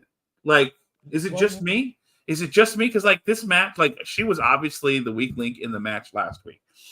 Right. This week, she still didn't look crisp or sharp. Like there were some things where I was like, "Ew, that was real bad." Like, but like watching her like in TNA and some other things, she seemed really, really great. Is it like the talent in WWE is that much better, and so when she's on the independent, she looks way better than she is? Or is it that when she just gets stage fright and she doesn't handle it as well in WWE, so she isn't as sharp because it's a bigger stage? No, look, in TNA, for example, they gave her the ball, bro. Yeah. And she ran with it. You know what I mean? Whereas in WWE, honestly, since she's been back, it's like she never left. Like, what have they made her do? They've made her do nothing. She hasn't really been... She was the third wheel with Jay Cargill and Belair for some reason for a little bit. Yeah. Now she's not, and then she is again, and then she's not. She's just, I mean, she's doing nothing, man. They're just making her really do nothing. But how's that's she not even supposed to- that's not even my point. I'm talking about her in ring. I'm talking about her in ring, like Well, her in ring performance. Like that's what I'm saying. Like last week, her in ring performance, she was the weak link on that match, like easily, like not clean, not and very sloppy. This week, same in thing. terms of in ring, yeah, I think she's a little bit overrated, actually, John. In terms of in ring, Because but in TNA, she didn't look like this, and that's what I'm asking. Is like in ring. Outside of WWE, she looks a lot better. Keep in than mind though, in WWE. with TNA, most of their shows aren't live, so they can edit that shit and make it look good. You know what I'm saying? Mm. Whereas in WWE, it's all live, so and that might expose her. So I think that is the difference. Mm. Dude, okay. Todd Brantley says it's not just me. All right, cool. I missed this one, the Monster Mash mashup. I like that. Or call them fucking Godzilla and fucking and the monster. One's called a monster anyway, right? The kaijus. Just call them the kaijus. The kaijus. But one has to be Tsunami though, man. The monster and the Tsunami, man. I mean, You gotta like kaijus or Monster Mash. but like, Japanese, you can't use a Japanese name. WWE wouldn't look at it like that. They'd be like, why? You know what I mean? We're in America, not fucking Japan. yeah. And I mean, look, I'm a cold-blooded. It says Naomi's one of the most improved of all time. Never forget that she used to be so bad that everyone thought Cameron was going to be the better She star. has improved, but And I'm let's be not honest, saying that. I'm Right. not saying she's not. she's not as good as the top tier talent, though. That's the thing. She just isn't. And that's what I'm saying. Is like, is it that talent outside of WWE is not on the same level as WWE talent, or is it that she can't handle the big screen? Because like it feels like in WWE she just isn't as sharp as when she's in the ring. Her Again, I performances. think production has a lot to do with that, man. You think it is? Okay. Yeah, because like I said, when you can edit shit, Yeah. you can make things look so much better. Like than when you're on live. You know, there's that advantage. Yeah. You're right. You're probably right. Like I forget about that TNA isn't live. Except for their pay-per-views, of course. You know Right. what I mean? Right. So I guess so. Okay. Anyway, so this match was a match. I just didn't feel like it was great. Bayley wins. Like, did we have any doubt that Bayley was going to win though? No. I had no doubt. But why did Bayley come out as Damage Control still though? Yeah, and then Naomi came out with an Uno themed. Yeah, but yeah, okay, that's one thing. But I don't know why she did that. But I thought Bayley is completely out of Damage Control. Is she not? Yeah, was she wearing Damage Control? I don't remember. No, on the Titantron, like it comes up at the start of her theme, comes up with Damage Control, and then it mixes into her current theme. If that makes sense. No, I don't know. I guess I missed that. I don't look. I don't pay attention to the opens much anymore either. Though, if I'm honest, Jimmy, just like I wait for them to get in the ring and get going. Jeez, you really phoned it in, huh? Oh, dude, look when it comes to this, I watch the matches. Like that's the whole point. I want to watch the matches, see the wrestling, and see what story they're telling in the ring. And if there's a backstage segment that interests me, I'll be like, oh, let me go. Okay, cool. I'll stop and watch. But this was a match. Bayley wins. I mean, I guess it was a creative way to get to it, right? Compared to, was it really? I mean, if you think about it, It was a you fine match. I'm still indifferent to it though. it was better than a tournament and better than trying to figure out like, okay, so you had Tiffany and Nia tag team. Hey, if you win, you're out of SmackDown, but if you lose, if you win, you get one of you gets a title shot, whoever gets the pin, and the loser, if you lose, you get pinned, but you're in out. the end, they went nowhere because they had to have this match. Yeah. I mean, I agree, but like it was at least somewhat more creative to get to this point than Yeah, but some they of didn't the need to. some of the That's usual my point. ways. Yeah, I Yeah, mean, I don't guess. know. I don't know. Let's put it this way. I appreciate the storytelling to get to this point rather than just like, hey, we're gonna have like randomly have a number one contenders match where these two face each other, or we do a tournament or a gauntlet style or whatever that they've been doing lately. This was a little bit more creative to get us to this point. Yeah, I guess. Yeah. So after the match, Naomi pats Bayley on the shoulder after the match and leaves the ring. And then we have back Andrade and LA backstage. Andrade tells LA Knight that last week he beat him and he respects him. Where he comes from, a real man shakes someone's hand to show respect. LA Knight lost his respect. In comes Carmella Hayes, who runs and hits LA Knight with a clothesline. He tells Andrade that he has some for him too. And then we get to Andrade, LA Knight backstage. Andrade tells LA Knight that last week he beat him. Oh, I don't know why this is a repeat. I'm just apparently don't know how to read because I have my notes and I just reread my notes. So anyway, we go to commercial break and we come back and then we have the Andrade versus Carmelo match. So we're on, and Jimmy, I don't know. I know you weren't here last week, but we were like, okay, great. They're having another match, even though Andrade faced LA Knight for the championship because he beat in the best of 5.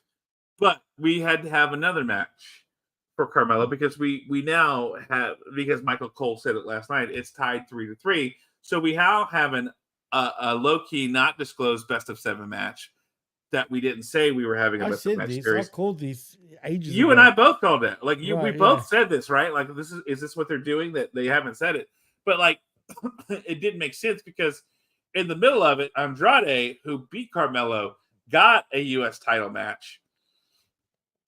So you would think, okay, so this was a best of 5 series. No. We're gonna have a best of 7 anyway, with no stakes because the stakes already happened. They were both won in the U.S. title. But the stakes are obvious, though. We know we're going to go into a triple threat match. You know what I mean? For the U.S. title, anyway. Right, because of what happened. Because we had this match.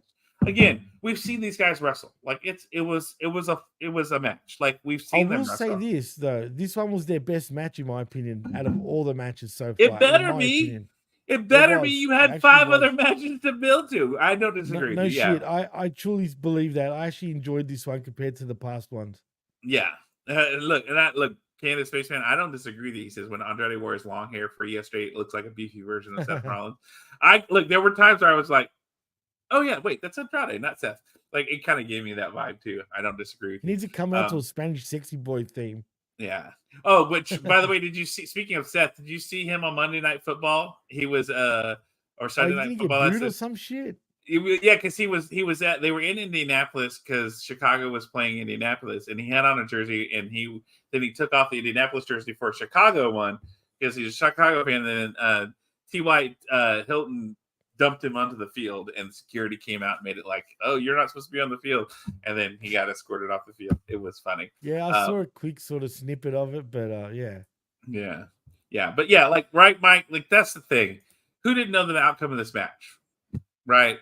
The only thing that was the difference was that LA Knight came out to interfere because he wanted some of Carmelo for some reason. And then Andrade is like, hey, no, don't do this. And then Carmelo bumps Andrade into LA Knight and then rolls him up for the end. Like the ending was so dumb. And so like you said, yeah, because of this now we're going to get a triple threat match because what's going to happen next week? They're going to wrestle next week, Jimmy, but LA Knight's going to interfere and beat up both of them. So now to figure this all out, we have to have a triple threat match at Bad Blood. So yeah.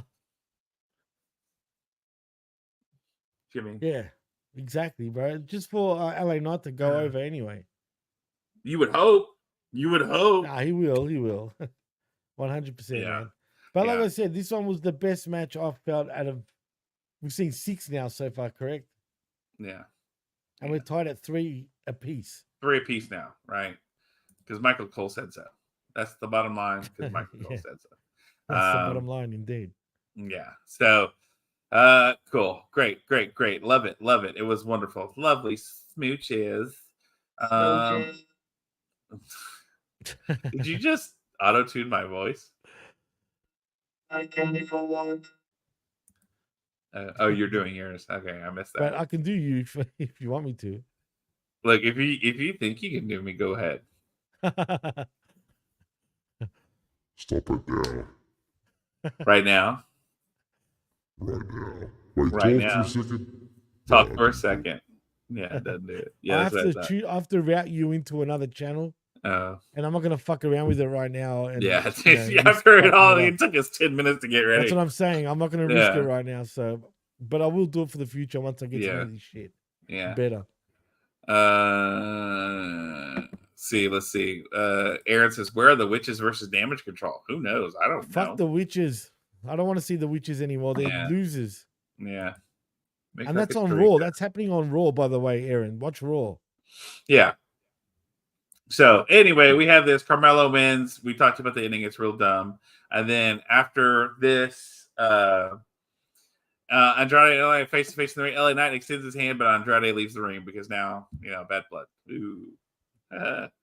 Randy Orton and Kevin Owens are sitting backstage, and in comes Cody. Cody tells Owens that he can feel it. He knows there's a problem and they need to talk. Owens says they do need to talk, but not now.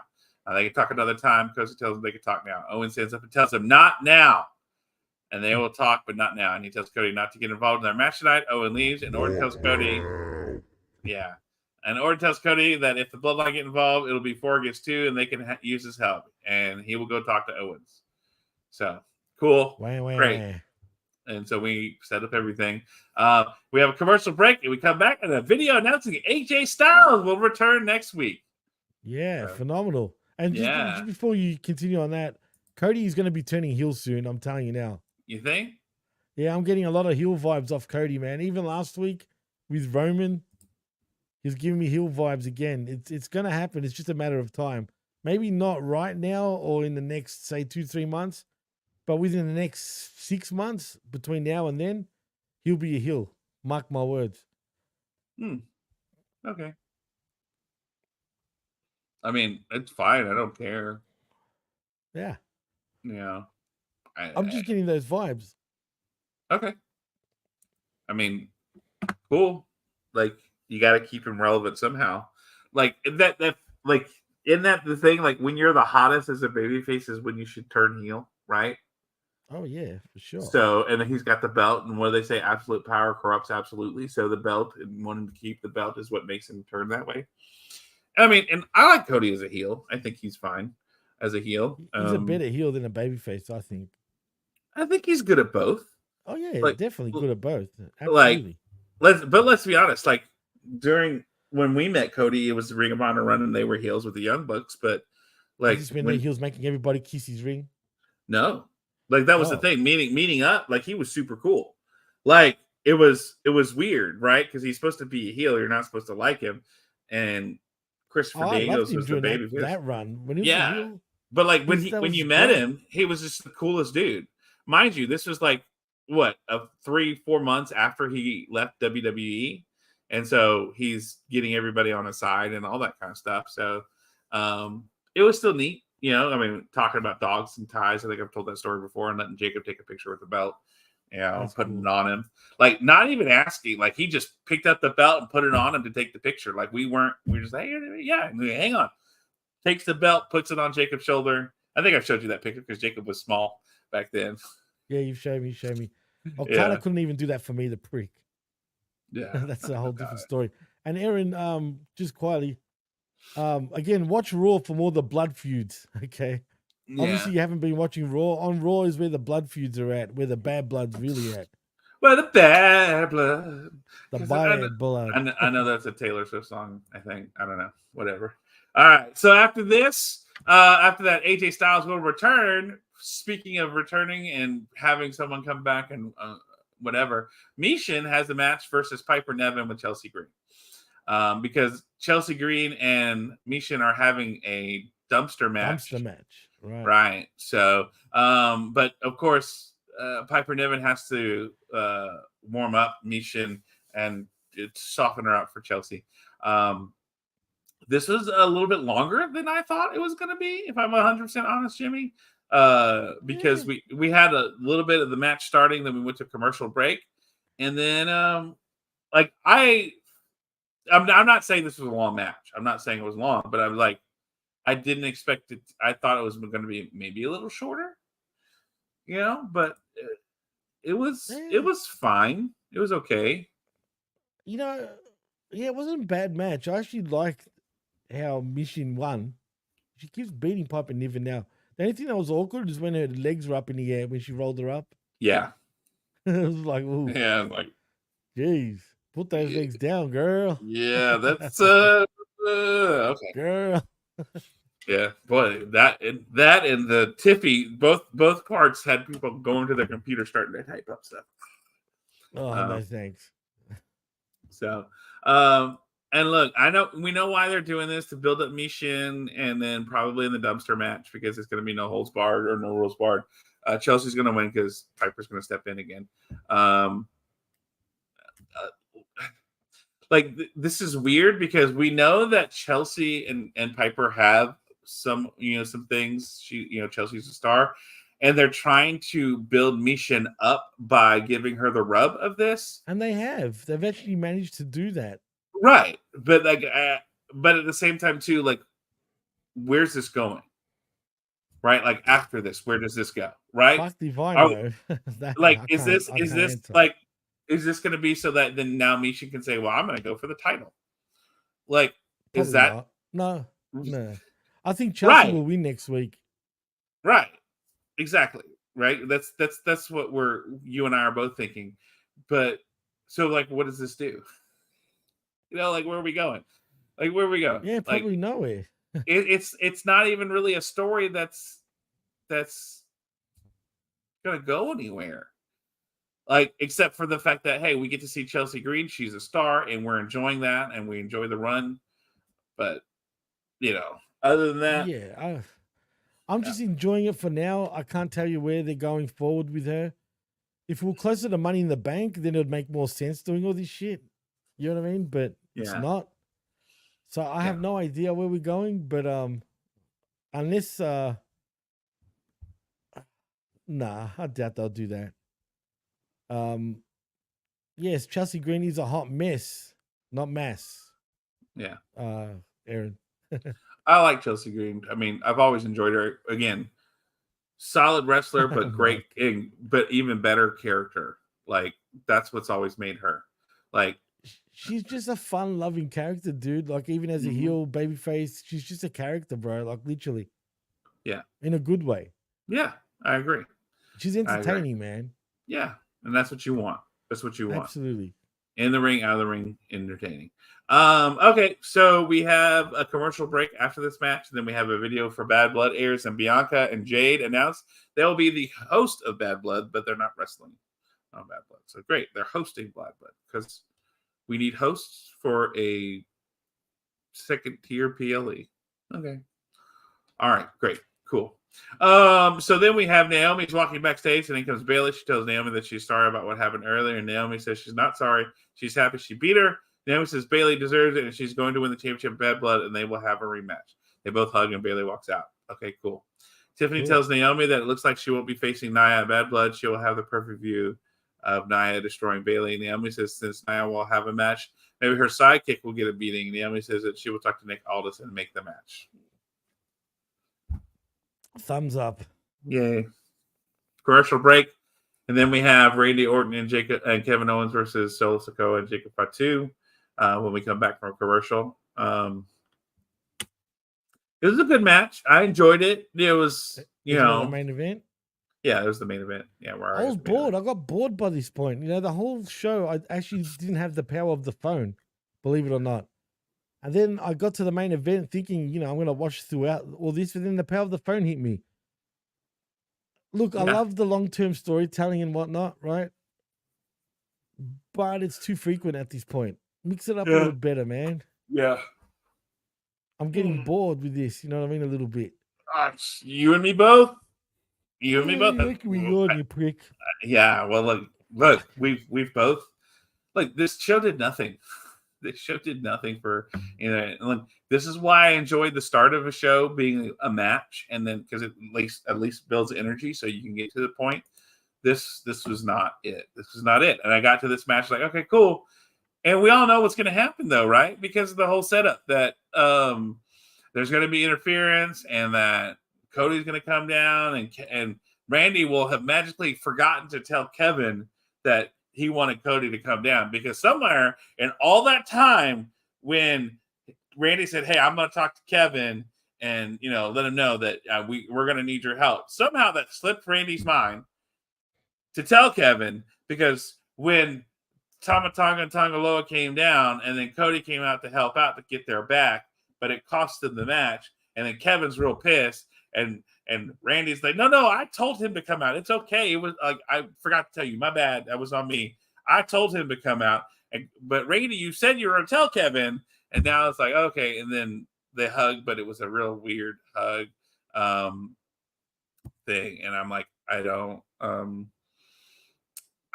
know. This is super weird. It was like, okay, whatever. Like, there wasn't much storytelling that I was going, oh, wow, I didn't expect that to happen.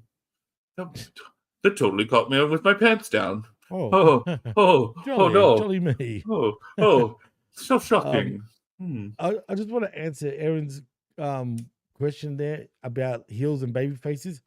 We say this all the time, Aaron, but what's the best way to become over right now? By being a heel. Where's that one at? No, Where's he's saying about Bianca and Jade, how they should be heels and whatnot. Oh, this one right here. The fan base are putting over the heels now. That's the time we're in. Yeah. You see? So even if they're cool heels, people are going to cheer them. It's irrelevant. You know what I mean? Because the way you get over these days, to be a big baby face is to be a cool heel. That's how it works these days, unfortunately. Yeah. You know I mean, but no, and I mean that's what we're talking about, Cody, right? Like, hey, if he turns heel, then you do it now when he's the most popular. That's how you make an effective heel. Although I do think the people will boo Cody in a good way, though. Like, when I say boo, not because they hate him, just because they respect him enough to boo him because he's a heel. Does that make sense? Yeah. Yeah. I agree with you, Lab Rat, by the way. Yeah. Yeah, right. Yeah, I feel like they do this not trusting your teammate too much. 100%. I can't believe we got through this already, man.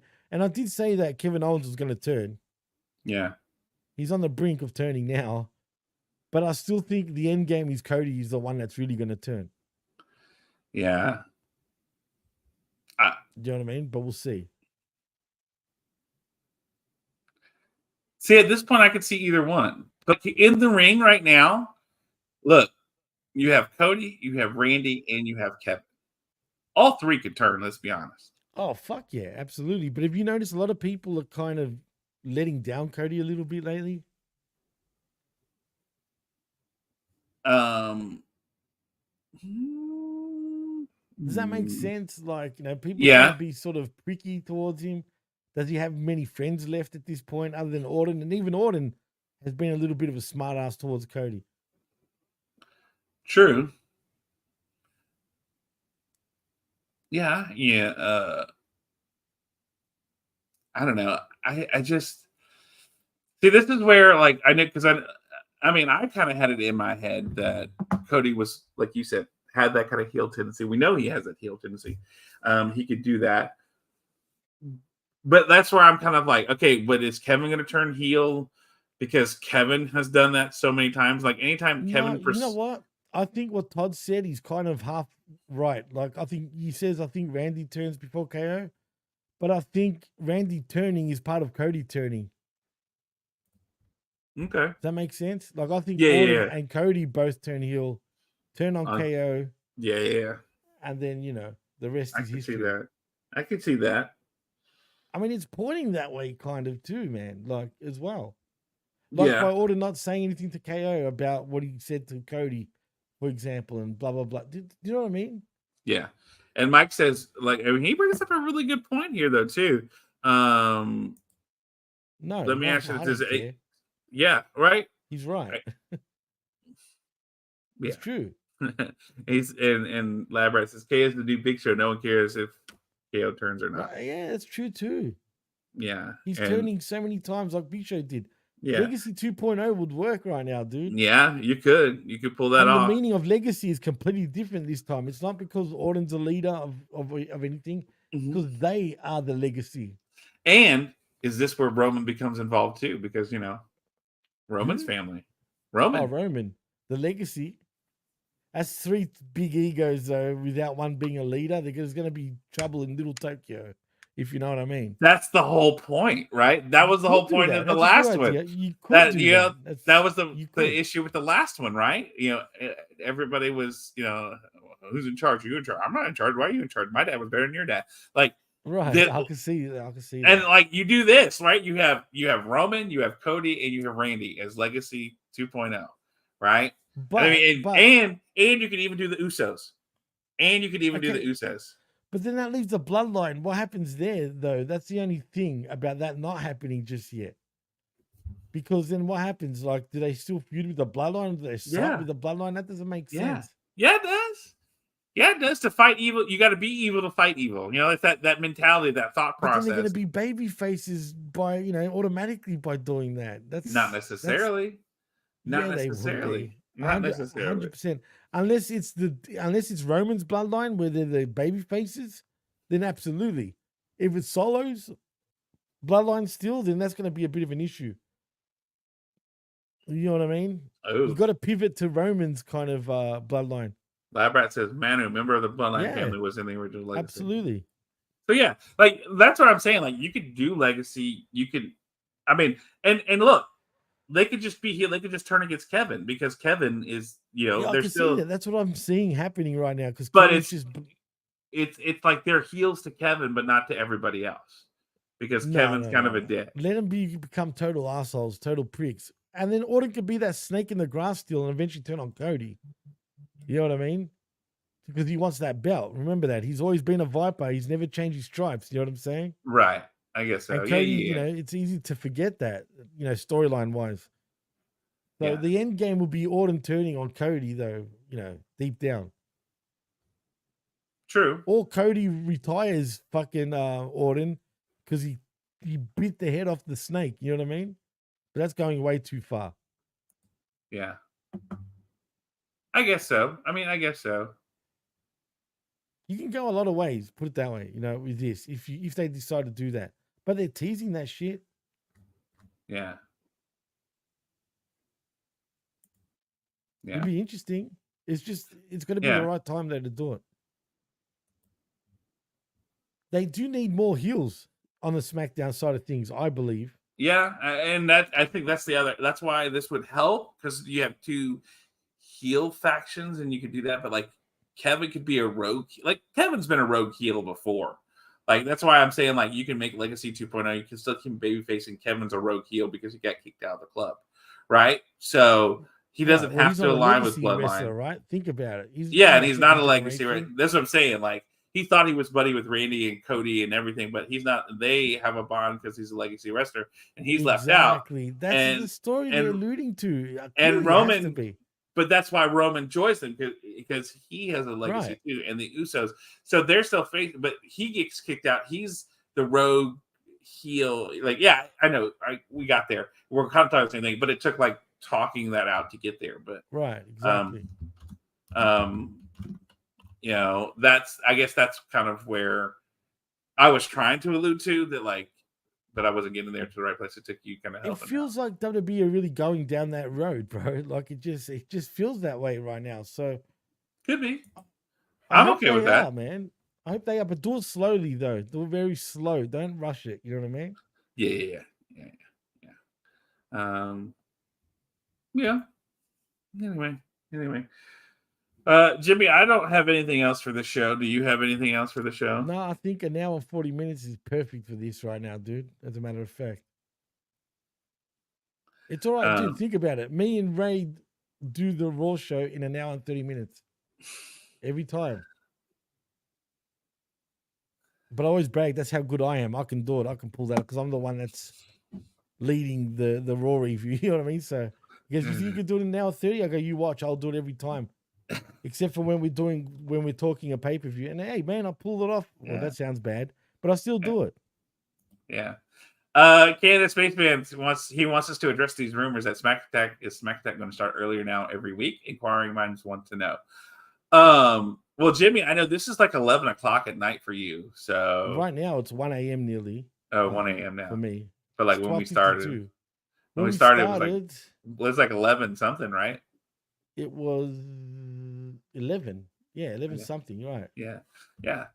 I mean, it's really like if it works for you, I'm good with getting up at 8 in the morning because it gives me more time in the day. Yeah, to but do see, my the other shit. listeners doesn't work for the listeners because I wasn't expecting many to be tuning in. Put it that way. Oh, we got our normal number of about 10. Yeah, So- we'll see how it grows. But 9 on the you Hami guys, Media what do you Group. think? Is Like that right too early now- for a weekend? Who knows? It's almost 11 a.m. here in New York time. So right now, according to StreamYard, 9 viewers on the Hami Media Group, 1 on my Twitch, and nobody on the PWC network. That will grow, but yeah. as No, I it's never really fine. put it on the PWC network. This is the first know. time I did that in a long Yeah, time. you should be doing that more often, you son of a I bitch. know, but because I'm late usually, you get what I'm saying? Yeah, I'm giving you a hard time. I'm recording it on my thing though. I am gonna put the whole show up like audio wise on the PWC network too. So Cool. But yeah, like it's fine. So Jimmy, this was SmackDown. This is what it was. We got what we got.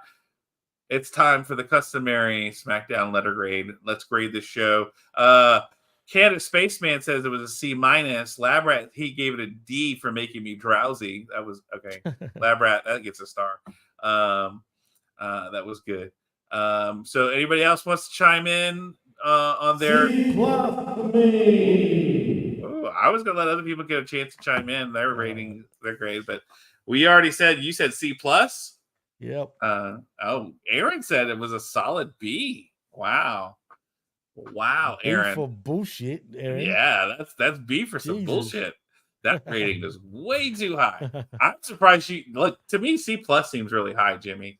I didn't hate it as much as you did, but it wasn't the best show either. You know what I mean? So Yeah, I feel like B+. it's C. Right, I'm gonna have to go with Canada Spaceman and say C-. it's still a C. Damn it! What's the difference? Well, because like it's like knocking on the door to a D, and then C+ is knocking on the door to a B. Like it's almost good but enough. C+ is also knocking on the door to C-. No, it's not. Or C- is knocking on the door to C+. No, it's not. Like it's Yes, a it 10. is. Like what's so- above a C-? What's above a C-? A C. Yeah. Oh yeah, true. Okay, yeah, you're right. It's All a right. 10-point No, you're right. difference, Jimmy. Like in the United States, the grade scale is a 10-point difference. It goes No. so 100 to like You're no, right. It's like that everywhere. Yeah. Okay, well, I mean, when I grew up, it wasn't like it was like 93 was an A-. But I went to a private school, so they had a different grading system. So I went to a public school, so yeah, so 100 to 90 is an A, right? So you have a 10-point difference in there, and a C- is you are 1 point away from a D, and a C+ is that you're 1 point away from no, a B. no, you're right. You're right. I Yeah. didn't think about it because C- then C, duh. You know what I mean? And then after C+. Yeah. But C+. Oh yeah, I'll stick with C+ for me. Definitely not a B though. All right, Mike Martin says C. And I like that's why I'm like with Canada. The D is it was not bad, but yes, samey and so C-. I agree. That's kind of where I'm at, like C-. Like it had the capabilities to be a lot worse. But yeah. For sure. And Mike is laughing at you about your C- and C+ thought process. Mike, You're, shut up. All right. Nah, I'm fucking with you, bro. Man, I'm tired. All right, give me a break. he's tired. I figured it out, man. I agreed in the end. But like seriously though, does that work for you? Like honestly, I don't mind No, really. starting the show at 8. Dude, it works for me. I Okay. don't know how it. It's just I'm more about the listeners, man. It doesn't really matter for me. Yeah, I mean we're like that's what I'm saying. Our numbers are the same. Like we haven't. We'll know after the. Usually we get about 200 views on average. We'll see Yeah. how it goes this time. You know what I mean? Yeah, whatever. It doesn't matter. Yeah. So I'm good with 8. So, and with all these band competitions I've got coming up in the next few weeks, it's probably better. So, ooh, Jimmy's talking to D. D is giving him the D. D is giving him the D. No, she gave me the wrong drink. I asked for a water and I get a Kool-Aid Oh, why are you complaining about that? because I'm so dying for water right now. Like I want Kool-Aid's water. Kool-Aid. man. But anyway. Todd says that 8 o'clock works for him. So That works for me, brother. it works for me, brother. Let me tell you, brother. brother, it's time, brother, to set down the Oh show, boy, brother. did they make Hogan look like a rat in that show, but also a hero in some ways. But yeah, in Bro, the Hogan, beats. look, we all know Hogan was a rat. You know, we talked about how he Yeah, but a Hogan union saved buster. Vince's fucking backside too, bro. You'll see what I mean anyway. Oh, I know. Look, that's not new. We all knew that. We all knew that. I know. That's, I mean, it's whatever. But So, you'll see what I mean. Like when you watch it, you Yeah. understand. Oh, Yeah, damn it. I'm breaking shit. obviously, because he got a Kool-Aid, not a water. What the Yeah. hell? What the hell? Well, Jimmy, I think this is where we wrap up the show. It's almost 10. I need to go shower and get ready to go do band competitions too, all actually. day. So, Jimmy, thank you for being here today. As always, it's always a pleasure to do this show with you. This is why I do this show, to Likewise, my talk to brother. you and to talk to everybody here. But Jimmy, why don't you tell the lovely people where they can find you on the internet? Well, you can find me right here at HMG for the Smack Attack week in, week out with our very own John Enright right there. Don't figure yourself again, though. But also, you can find me this coming Tuesday morning with Big Ray Hernandez for I like it raw. where we talk about all things Monday Night Raw. So look out for that. Tuesday mornings, 11 a.m. Eastern. Also, tomorrow, actually, John, what do we do? You should set me up for this. Yeah, that's why you never let me set you up for this. Like, I'm gonna do it, but you keep like whatever. So, Jimmy, I don't do this because I'm not a masochist and I have a life. But on Saturday nights, AEW has the appropriately named Collision. And so then on Sunday mornings at 10 a.m., you have to sift through the what?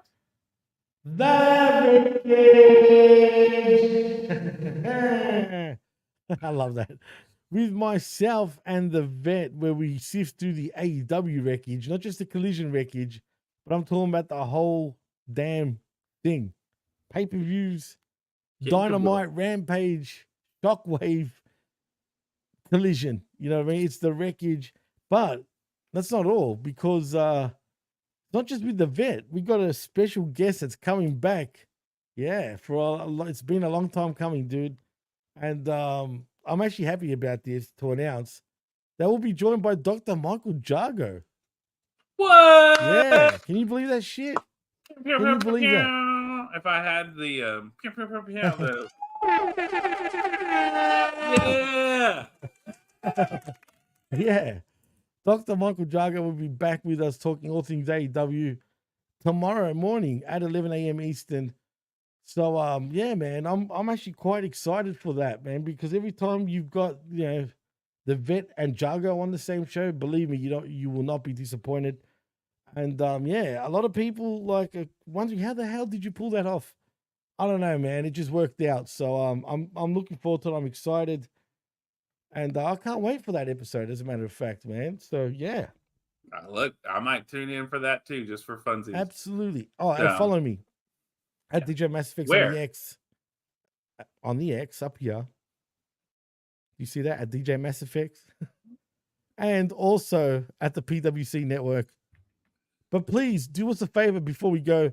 Like and subscribe right here at Hamid Media Group's YouTube channel, because we're so close to 1,000 subscribers, man.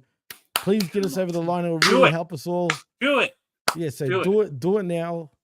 And please just share it out there. Tell your friends, tell your family, tell your grandma, tell your brothers, tell your sisters, tell everybody that we're right here on Hamid Media Group. So that'll be very much appreciated. Right here.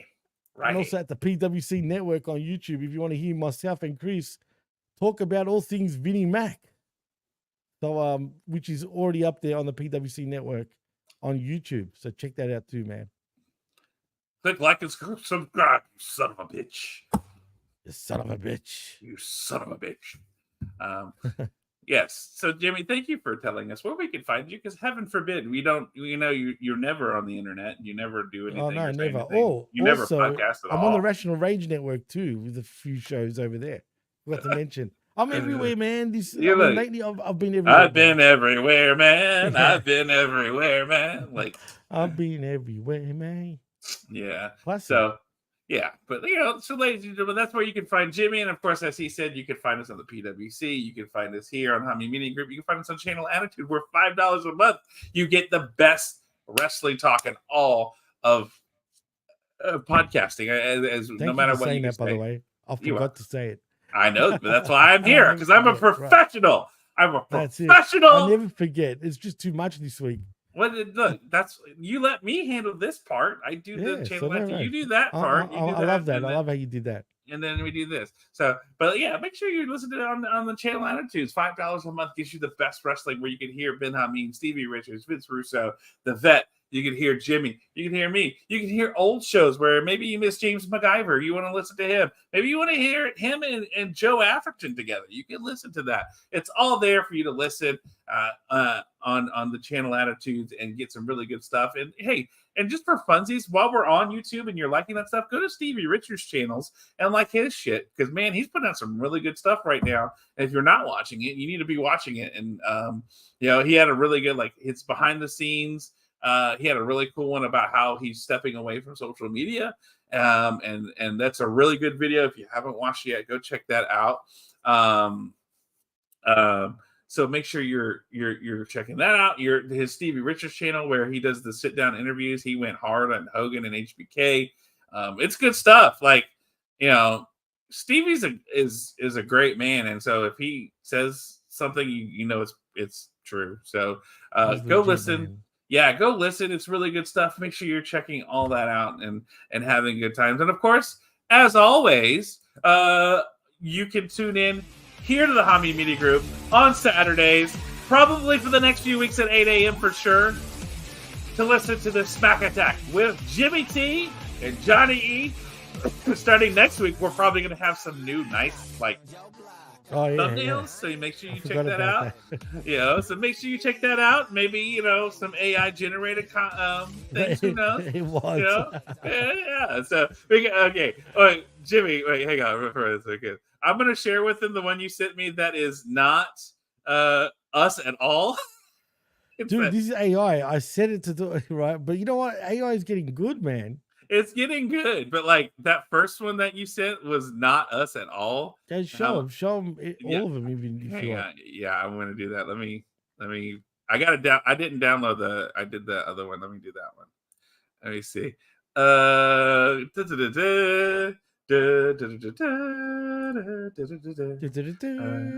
Yeah, I gotta find it. Pictures. Okay. Pictures. There it is. Hey, shush. Speak it now, John. Quite out loud. All right, there we go. Pictures everywhere. Let's see. Pictures everywhere, man. Okay. All right, let's go here. And then I've got to. Oh, why didn't I just do that? Good Lord. I realized, oh, yeah, never mind. Percent. Share screen. I could have just done this. Okay, so this is the first one you sent me. It looks nothing like us. Whoops. What was that? I know. One looks like Tangaloa. Yeah. And I don't even, like, this looks like Trent Krim from The Independent. That's you now, John. Yeah. I'm Tangaloa now. You're Tangaloa, and Trent Krim from The Independent has made their way to Smack Attack. Yeah. And then, oh, wait, wrong way. That's the other thing I sent you. And then, apparently, I'm a gray bearded man in this one. At least they got the beard and kind of the hair, right? And the bald, yeah, somewhat. And then the last one, you know. Okay, yeah. Like, I have no idea why they do that for you, bro. I don't know, man. I like the glasses though. Maybe I should wear glasses when I do the podcast. I actually like that thumbnail, man. This one's my favorite of the three. Like, Yeah, that's pretty cool. I like that one too. I like them all, really. It's just the first one is cool, but like that's not us. Like, I know I'll try to Yeah. get that differently done. You know what it's I mean? like That it one. looks like a mixture of Rocky, Rocky Romero, and Tongaloa. Like that's what you are. Yasuka? Yeah, and then this one, yeah. I like this one. It's the cleanest because there's no WWE branding on it. It's Right. I like No, this because one's you actually tell my it. favorite. Like I'll tell it like Yeah, you know what yeah. I mean? The show's about SmackDown, blah blah blah. So yeah, you gotta Yeah. like give it certain prompts so Yeah. it knows Yeah. what it's doing. Yeah. I've been but playing with it for work this week too. So yeah, I it's pretty get cool, man. I It's get very it. cool. So, but okay, let's kick this back on. So, ladies and gentlemen, let's make sure you have a good week. Make sure you tune in next week. For the next few weeks, we'll probably be starting at 8 a.m. Central Time. That's 9 a.m. on the East Coast. That's 7 a.m. on the West Coast. Make sure you tune in. You watch us. You follow us. But keep up to date with everything going on SmackDown and wrestling because Jimmy T and Johnny E are here to help you out with that. And until next time, we hope that you have a great week. Be safe. And until then, I say